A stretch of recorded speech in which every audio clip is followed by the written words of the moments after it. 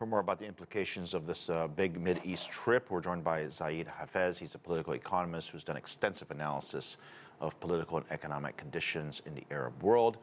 Good to see you. Thank you for joining us. Let me start by this. This trip, as you just heard, there's a lot of moving parts. What would constitute a successful trip for President Biden? Well, he's coming to the Middle East with a long list with a lot to ask and very little to offer. In the past, for instance, for Saudi Arabia and many countries in the Arabian Peninsula, he would offer military protection, he would offer political support, and he would offer economic support.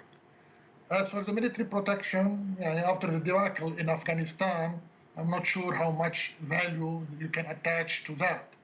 For the political support, the United States is quite isolated, and it has failed 2 days ago at the G20 meeting of rallying the countries of the global south to join the coalition against Russia and China.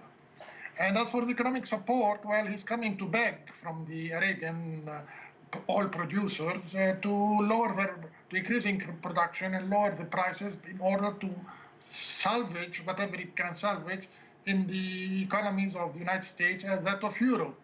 So what can he offer for the local kings and emirs in terms of goods and services he can provide for them to rally his point of view and to join the coalition against Russia and China? I think very little will be achieved from this trip.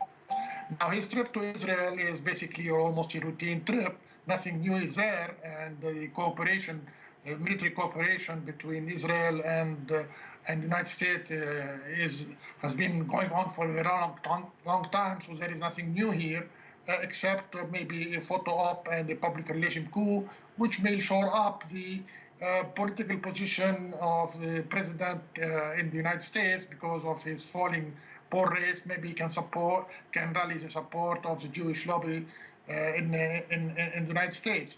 But basically, the situation or the hand that Mr. Biden has is a very weak hand. I'm not sure he can achieve much from this trip.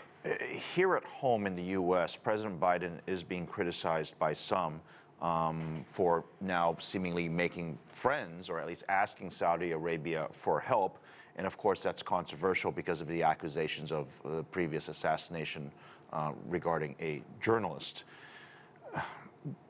Do you think President Biden is going to be successful in getting Saudi Arabia to offer up some, I guess in this case, perhaps more flexibility on oil production?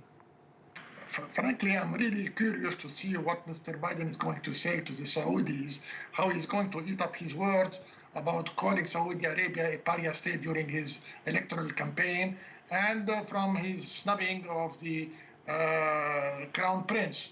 And now he's coming to beg, so to speak, really, to beg to increase the oil production. That will be interesting to see. I'm not sure how, what kind of reception he's going to get. They will be polite, they will listen to him, but I don't think they're going to give to him, especially that we have the midterm elections coming and there could be a change in the composition of power at the government. Right. The Congress may shift to the Republicans, and there is lots of talk about impeaching the president and the vice president if you have a majority of Republicans in both houses. The history between the U.S. and our relationship with the Middle East is extremely complicated, as you know, and arguably not very successful.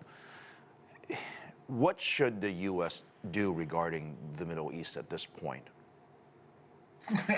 I think the best thing is to step out of the Middle East. That will be something that will relieve the United States from any commitment that it cannot sustain, and it will also force local parties to come to start to form an agreement and understanding, because nobody can fight in this area if they don't have the support of the United States. And right. The United States but let me challenge you on that, because you say step away from the Middle East. There are a number of countries that do rely upon the U.S. for sort of military backing and security assurances. I mean, certainly there must be a role potentially to play, is there not?